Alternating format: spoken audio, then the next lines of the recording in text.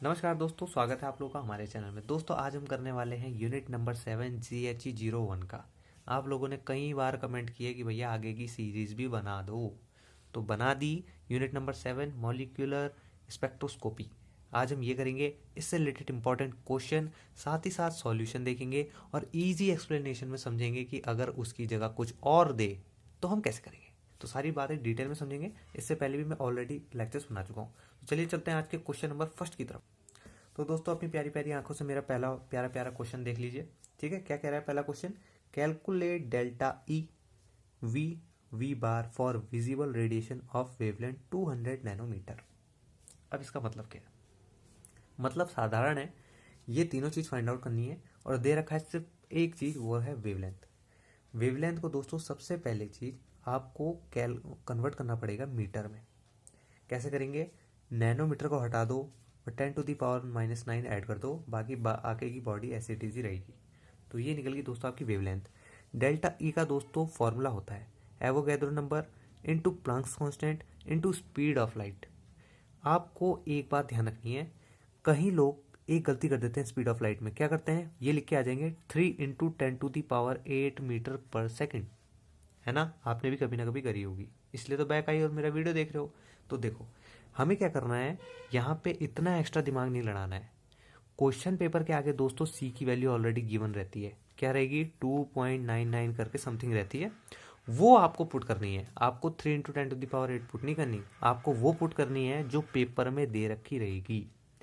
Planck's constant ये भी paper में रहता है, एवोगैड्रो नंबर ये भी पेपर में रहता है। तो आपको करना क्या है, खाली सीधा लैम्डा की वैल्यू रखो। अच्छा, यहाँ पे जब आप वैल्यूज रख दोगे सबकी, तो ये कुछ इस टाइप से दिखाई देगा। अब मैं आप लोगों को बताता हूँ, जिनकी मैथमेटिक्स थोड़ी सी वीक है वो सिर्फ एक काम करना, और वो है क्या? ये तीनों का मल्टीप्लीकेशन ना घर से देख के जाना। क्यों? तीनों कांस्टेंट डिजिट है, इनकी वैल्यू चेंज नहीं हो सकती, चेंज खाली इसकी होगी।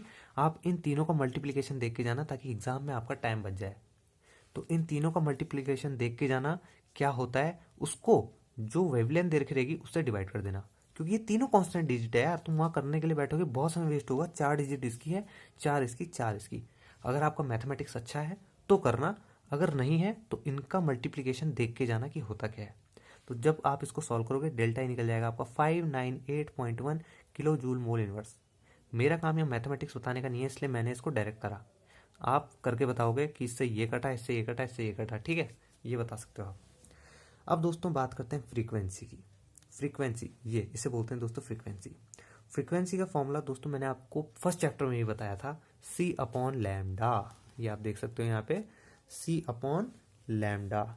ये बहुत बढ़िया। अब देखो, तो सी अपॉन लैम्डा होता है, मान लीजिए दोस्तों सी अपॉन लैम्डा यहाँ दे रखा है। सी की वैल्यू आपको पता है, बिल्कुल पता है, मैंने आपको बोला क्या है, स्पीड ऑफ लाइट।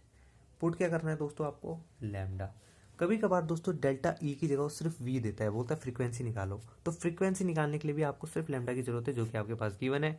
सी दोस्तों स्पीड ऑफ लाइट, मैंने फिर बोल रहा हूँ वो पुट मत करना 3 × 10⁸ मीटर पर सेकेंड, इसको पुट नहीं करना है। आपको वो करना है जो पेपर में गिवन होगी, 2.998 × 10⁸ मीटर पर सेकेंड। ठीक है, वो पुट मत कर देना 3 × 10⁸, ये पूरा गलत हो जाएगा। आंसर भले ही आपका सही भी आओ, अगर उसने कैलकुलेशन देख ली तो ऐसे करके काट देगा। ठीक है, तो सी की जगह वही, लैम्डा की जगह जो आपको गिवन है। जब आप सॉल्व करोगे दोस्तों, इसका आंसर आएगा 1.499 × 10⁻15 सेकेंड इनवर्स और हर्ट्स, जो भी आप बोलना चाहो। अब लास्ट आता है दोस्तों वेव नंबर। वेव नंबर का फॉर्मूला होता है दोस्तों 1/λ। अब यहाँ पे एक और चीज समझना जरा, 1/λ को दोस्तों अगर मैं यहाँ से लैम्डा की वैल्यू निकाल लूँ, आप खुद देखिए, इसको मैं ये भी तो कह सकता हूँ ना, lambda is equals to C upon V. तो वेव नंबर को भी दोस्तों मैं बोल सकता हूँ 1/λ की वैल्यू होगी दोस्तों सी अपॉन वी। मतलब वेव नंबर हो गया दोस्तों आपका v/c। कहने का मतलब ये है wave number equals to frequency upon speed of light, ये भी मैं बोल सकता हूँ। तो अगर वेवलेंथ दे रखी है आपको, अच्छी बात, नहीं दे रखी तो स्पीड ऑफ लाइट और फ्रीक्वेंसी से आप निकाल सकते हो वेव नंबर। ये फॉर्मूलों का घुमाना फिराना आपको आना चाहिए ताकि क्वेश्चन आपको हैंडल कर सको। ठीक है, सी को अगर आप वी को अगर आप सी बाय लैम्डा लिख सकते हो दोस्तों, तो लैम्डा को भी आप सी बाय वी लिख सकते हो और सी को आप लैम्डा इंटू वी लिख सकते हो। ठीक है, अब इसकी लास्ट की वैल्यू आएगी दोस्तों वेव नंबर की 5 × 10⁴ सेंटीमीटर इनवर्स। तो ये हो गया हमारा दोस्तों कंप्लीट पहला क्वेश्चन। दोस्तों अगला क्वेश्चन हमारा कह रहा है which of the following molecule can absorb in the microwave region and why. ध्यान से सुनना, कौन कौन सा मॉलिक्यूल एब्जॉर्ब हो जाएगा माइक्रोवेव रीजन में और क्यों। अगर दोस्तों ये वाई वाला सीन ना भी पूछे, ठीक है, इसके चांसेस कम है, लेकिन ये जरूर पूछ सकता है। तो ये कुछ एग्जांपल है COSO2 N2 Cl2 HCl। इनमें से जो होगा माइक्रोवेव रीजन में एब्जॉर्ब होने वाला वो है दोस्तों पहला, दूसरा, तीसरा नहीं होगा, चौथा नहीं होगा, पांचवा होगा। अब अगर मैं आपको ऐसा बता दूं तो क्या आप पेपर में क्वेश्चन कर पाओगे? बिल्कुल कर पाओगे। लेकिन दोस्तों अगर एग्जामिनर आपसे 2 कदम आगे निकला तो वो इनको चेंज कर देगा, और चेंज करने के बाद दोस्तों आपको ये पता ही नहीं चलेगा, आप ये छाप के आ जाओगे और आपको वहां मिलेगा 0 अंडा। अंडा 7 रुपए का और है, ठीक है, तो 0 आपको मिल जाएगा और इसे घर में ले आके खुश हो जाना। अब इसको समझो कि ये हुआ कैसे, हमें पकड़ना है दोस्तों ये क्वेश्चन हुआ कैसे। टेक्निकल क्वेश्चन है, बता रहा हूँ। देखो इस क्वेश्चन को समझने के लिए यहाँ पे जो लिखा है ना बेटा माइक्रोवेव एक्टिव, ये आप इसको अभी छोड़ दीजिए, अभी आप खाली इन पे ध्यान दीजिए। अब देखिए यहाँ पे जरा, ये है दोस्तों कंडीशन कि क्या कंडीशन है कि कोई भी मॉलिक्यूल एब्जॉर्ब हो जाए माइक्रोवेव रीजन में। तो ये देखिए आप यहाँ से देख सकते हैं, यहाँ लिखा है कंडीशन, ये देख सकते हैं what are the condition for a molecule to exhibit rotational spectra. तो दोस्तों इन दोनों का मतलब एक ही है, रोटेशनल स्पेक्ट्रा वो तभी करेगा जब उससे माइक्रोवेव रीजन पास होगी, और पास हो गई तो मतलब इसका मतलब क्या है कि उसने एब्जॉर्ब करी तभी तो पास हुई, वरना कहाँ से होती। A molecule must possess permanent dipole moment. When a molecule having permanent dipole moment rotates, it generates an electric field which can interact with the electric component of the microwave radiation. During this interaction, energy can be absorbed. देखा, energy can be absorbed जो पूछा था, और emitted, and thus the rotation of the molecule gives rise to the spectrum. समझ में आया? नहीं आया? और अच्छी बात। तो देखो अगर ये क्वेश्चन आता है तो आप इस तरीके से लिख सकते हो, ठीक है, थ्योरी क्वेश्चन इसलिए मैं बता रहा हूँ। अब आगे थोड़ा सा और देख लो। तो दोस्तों पहली वाली आपने देख ली, अब दूसरा वाला देखो, if molecules do not have permanent dipole moment. उसमें क्या था, अगर है तो वो होगा, अगर नहीं है तो interaction is not quite prominent and this molecules are said to be micro inactive. Example H2Cl2 etcetera. इन्हें देखो H2Cl2 मतलब सिंगल एलिमेंट और साथ में 2 On the other hand, the molecule like HCl, CH3, Cl, etc., which poses permanent dipole moment are microactive. कहने का मतलब यह है जो माइक्रो एक्टिव कंपोनेंट होंगे दोस्तों वो एब्जॉर्ब हो जाएंगे माइक्रोवेव रीजन में, और जो माइक्रोवेव इनएक्टिव होंगे ये एब्जॉर्ब नहीं होंगे। और ये माइक्रोवेव इनएक्टिव कैसे होंगे, C2, L2 ऐसे 2 वाले, और जो हो जाएंगे वो डिफरेंट होंगे। देखिए हाइड्रोजन अलग है, क्लोरीन अलग है, CH3 अलग है, Cl अलग है। अब उस क्वेश्चन में चलते हैं दोस्तों दोबारा। तो हम दोबारा आगे उस क्वेश्चन में, मैंने क्या कहा था, सिंगल एलिमेंट और 2 वाले नहीं होंगे। सिंगल एलिमेंट 2 नहीं, ये तो अलग है, एक कार्बन है एक ऑक्सीजन है, ये होगा। सल्फर ऑक्सीजन ये भी होगा। ये N2 सिंगल एलिमेंट और 2 ये नहीं होगा। Cl2 सिंगल एलिमेंट और 2 ये भी नहीं होगा। HCl ये भी होगा। तो इसीलिए यहाँ लिखा है दोस्तों yes because is a microwave active. ये क्या एक्टिव, और जो नहीं होंगे दोस्तों वो इनएक्टिव। इनका साइन है, बस इनका साइन है, ठीक है। तो ये आपको एग्जाम में ध्यान रखना है। अगर ये ना भी दे दोस्तों क्या होगा, डायरेक्ट क्वेश्चन आ जाए इसके चांसेस कम है, लेकिन इससे रिलेटेड आ जाए इसके चांसेस ज़्यादा हैं। तो आपको क्या ध्यान देना है, खाली सिंगल एलिमेंट और 2 नहीं होना चाहिए, बाकी सब करेंगे लेकिन सिंगल एलिमेंट और 2 नहीं होना चाहिए, ठीक। तो ऐसे आप पहचान सकते हैं कि कौन सा एब्जॉर्ब होगा माइक्रोवेव रीजन में और कौन सा नहीं। अगर कंडीशन पूछता है दोस्तों तो आप ये लिख के आ सकते हो, ठीक है। तो सारी बातें मैंने आपको बता दी, क्वेश्चन कैसे होगा, क्या थ्योरी अगर पूछता है क्या लिख के आना है। अब चलते हैं लास्ट क्वेश्चन में। अब दोस्तों आ गया है लास्ट क्वेश्चन, काफी तगड़ा है, इंपॉर्टेंट है और मजा आएगा, बहुत ही ज्यादा मजा आएगा। क्वेश्चन देखो क्या कह रहा है, the bond length of 1H80Br molecule is 141 picometre.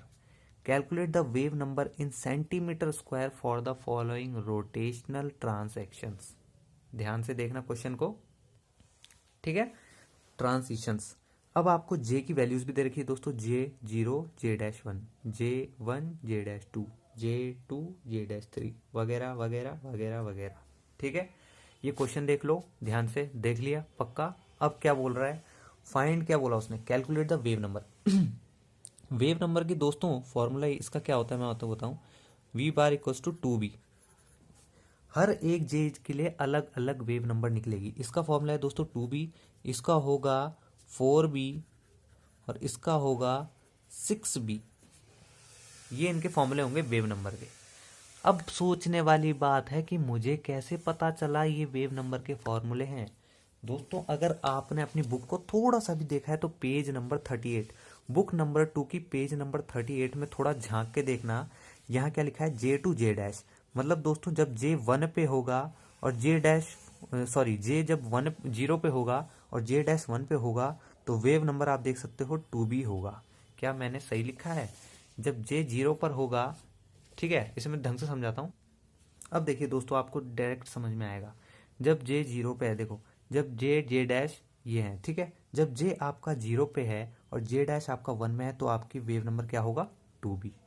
उसी तरीके से जब जे दोस्तों ये आपका 1 पे है और जे डैश जब आपका 2 पे है तो वेव नंबर क्या होगी, 4b होगी। जब जे 1 पे, जे 2 पे है, जे डैश 2 पे है तो 4b। उसी तरीके से जब जे दोस्तों आपका 2 पे होगा और जे डैश आपका जब 3 पे होगा तो आपकी वेव नंबर क्या होगी, 6b। जब जे 2 पे होगा, जे डैश 3 पे होगा तो वेव नंबर क्या होगी आपकी, 6b। तो इस तरीके से हमने इनके वेव नंबर के फॉर्मूले निकाल लिए। यहाँ तक समझ में आया? ठीक है, इन तीनों में से कोई भी एक दे सकता है आपको दोस्तों, याद रखना। जरूरी नहीं 0 1 या 0 2 ही दे, क्या पता 2 3 भी दे दे, कुछ भी हो सकता है। तो ये याद रखना ये पैटर्न। जब जे 0 पे है और जे डैश 1 पे तो 2b, जब जे 1 पे है, जे डैश 2 पे है तो 4b, जब जे 2 पे है, जे डैश 3 पे है तो 6b। उसी तरीके से जब जे 3 पे होगा और जे डैश 4 पे होगा तो क्या होगा दोस्तों आपका 8b। जब जे 4 पे होगा और जे डैश 5 पे होगा तो आपका होगा 10b। इतना समझ में आया? ये चीज़ समझ में आया? बहुत सिंपल था जे और जे डैश की पोजीशन देखने। अब देखते हैं आगे। दोस्तों इस क्वेश्चन में ना कैलकुलेशन थोड़ी ज़्यादा है। और क्यों है ज़्यादा? क्योंकि दोस्तों ये क्वेश्चन जब भी पूछा गया है 5 मार्क्स में पूछा गया है। तो ये अपने दिमाग में रखना कि 9 मार्क्स आपको चाहिए होते हैं, उनमें से अगर 5 मार्क्स आपने इसीलिए कवर कर दिए तो 4 मार्क्स इधर उधर से भी मिल जाते हैं। ठीक है, तो इसको ज़रा ध्यान से देखना। ये मैंने आपको बता दिया, समझ में आ गया होगा। इसको निकालने के लिए ना दोस्तों आपको यहाँ पे एक टर्म दिख रहा होगा, क्या, बी यहाँ पे है। इस बी को निकालने का दोस्तों जो फॉर्मूला होता है वो ये होता है h/8π²IC। अब दोस्तों ये h जो है ना प्लांक्स कांस्टेंट है, तो मतलब इसकी वैल्यू आपके पास है, 8 की वैल्यू आपके पास है, पाई स्क्वायर की वैल्यू भी आपके पास है, c दोस्तों स्पीड ऑफ लाइट आपके पास ऑलरेडी गिवन है। लेकिन जो आपको यहाँ i दिख रहा है ये आपको गिवन नहीं है। इस i को निकालने का फॉर्मूला होता है दोस्तों i = μr²। तो इस i को निकालने के लिए म्यू r की जरूरत पड़ेगी। r आपको ऑलरेडी दोस्तों गिवन है लेकिन म्यू गिवन नहीं है। म्यू कैसे निकलेगा दोस्तों? म्यू के लिए एक अलग सा फॉर्मूला है। मानता हूं थोड़ा पजल हो गया, अभी देखते रहो, सब क्लियर करूंगा, अभी सब क्लियर करूंगा। तो म्यू का दोस्तों फॉर्मूला होता है एटॉमिक मास ऑफ एच। कहने का मतलब ये है, यहाँ देख सकते हो आप, एम एक्स का मतलब क्या है, एटॉमिक मास ऑफ एक्स। यहाँ एम एच लिखा है मतलब एटॉमिक मास ऑफ हाइड्रोजन। ठीक है, तो M B R atomic mass दूसरे का, उसके बाद दोनों के एटॉमिक मास को ऊपर करना है दोस्तों मल्टीप्लाई और नीचे करना है प्लस। इस पूरे को मल्टीप्लाई कर देना है आपको 10⁻³ इंटू 10⁻23 के साथ। जब आप ये पूरा दोस्तों सॉल्व करोगे म्यू की वैल्यू आ जाएगी। म्यू की वैल्यू आ जाने के बाद आपको यहाँ डाल देनी है दोस्तों, आई की वैल्यू आ जाएगी, और आई की वैल्यू यहाँ से आने के बाद यहाँ डालनी है बी की वैल्यू आ जाएगी। और जब बी की वैल्यू आ जाएगी दोस्तों तो वी बार इसका वेव नंबर निकालने के लिए बी की वैल्यू रखना 2 से मल्टीप्लाई करना, पहले वाले का वेव नंबर आ जाएगा। वी की वैल्यू रखना 4 से मल्टीप्लाई करना, दूसरे का आ जाएगा। और बी की वैल्यू रखना 6 से मल्टीप्लाई करना, तीसरे का आ जाएगा। थोड़ा डिस्टर्ब हो गया ना? आइए मैं और सरल तरीके से आप लोगों को बताने की कोशिश करता हूँ। आइए दोस्तों इस क्वेश्चन को ना मैं आपको सिंपल तरीके से बताता हूँ। कहने का मतलब ये है दोस्तों कि आपको ये निकालना है वेव नंबर। और वेव नंबर के लिए फॉर्मूला मैंने आपको बता दिया। वेव नंबर के लिए हमारे पास कितने फॉर्मूले हैं? एक है दोस्तों आपका 2b, एक है आपका 4b और एक है आपका 6b। ठीक है, मैं देखिए आपको सरलता से बताने का प्रयास कर रहा हूँ, क्योंकि देखिए मैं भी आप ही की एज का हूँ, मैं कोई टीचर नहीं हूँ, आप ही की तरह हूँ। ऐसे में क्या होता है ना दोस्तों, मैं आपको समझा पाता हूँ तो मेरे को अच्छा लगता है। आप लोगों ने मेरा कितने वीडियो देख लिए हैं, मैं कभी भी ये नहीं कहता कि शेयर या सब्सक्राइब करो। मैं सिंपल ये कहता हूँ दोस्तों कि इन कॉन्सेप्ट को समझ जाओ और पास हो जाओ इग्नू से, ताकि आप जल्दी से जल्दी वो लक्ष्य हासिल कर सकें जिसके लिए आप पैदा हुए हो, है ना। तो आप इसको समझ लीजिए, पास हो जाओगे, इजीली पास हो जाओगे, कोई हार्ड पेपर नहीं आता, बहुत बढ़िया पेपर आता है। तो दोस्तों अब हमें इन तीनों की वैल्यू निकालनी है, पर इनके लिए हमारे पास b की वैल्यू होना ज़रूरी है। तो b के लिए दोस्तों एक फॉर्मूला है हमारे पास, b is equals to Planck's upon 8 pi का स्क्वायर i और c। तो ये दोस्तों यहाँ पे हमारे पास सारी चीज़ों की वैल्यू है इस i को छोड़ के, और i की वैल्यू आएगी दोस्तों i is equals to mu R का स्क्वायर। अब इसका वैल्यू निकाल, हमारे पास दोस्तों इस i की वैल्यू निकालने के लिए r पड़ा है लेकिन म्यू नहीं है, तो इस म्यू का दोस्तों फॉर्मूला क्या है, M H M B R upon M H plus M B R और इनटू वगैरह वगैरह जो भी था, है ना। तो यही था कि आपके पास b दे रखा है, आपके पास फॉर्मूला आ गया दोस्तों इस क्वेश्चन के लिए। b की वैल्यू निकालने के लिए आपको इसको सॉल्व करना पड़ेगा, लेकिन i की वैल्यू निकालने के लिए इससे पहले आपको ये सॉल्व करना पड़ेगा, और इसकी वैल्यू निकालने के लिए आपको ये सॉल्व करना पड़ेगा। तो आज का क्वेश्चन का पूरा बेसिक सा मतलब ये दोस्तों, सबसे पहले आपको निकालनी पड़ेगी म्यू की वैल्यू। म्यू की वैल्यू जैसी आपके पास आ जाएगी, आपका हो जाएगा दोस्तों बल्ले बल्ले। म्यू की वैल्यू निकालने के बाद आप आई में डाल सकते हो, ठीक है। मैंने क्वेश्चन इस तरीके से किया है, आप चाहो तो इस तरीके से कर सकते हो जो मैं बता रहा। पहले आपने म्यू की वैल्यू निकाल ली, बल्ले बल्ले हो गई। म्यू की वैल्यू दोस्तों आर पे डाल दी, अब आपके पास आई भी आ गया, आई की भी दोस्तों बल्ले बल्ले हो गई। आई आने के बाद आपने दोस्तों इस वाले फॉर्मूले पे डाल दिया, कौन सा, 8 पाई स्क्वायर आई सी। अब आपके पास दोस्तों बी की वैल्यू भी आ गई, अब हो गया दोस्तों बल्ले बल्ले। अब बी की वैल्यू आने के बाद यहाँ डाल दो। क्वेश्चन बहुत बड़ा है, लेकिन ध्यान रखना दोस्त 5 मार्क्स का क्वेश्चन है, मजाक नहीं है। 9 में से 5 आ गए तो 4 तो चुटकियों का खेल है, ठीक है।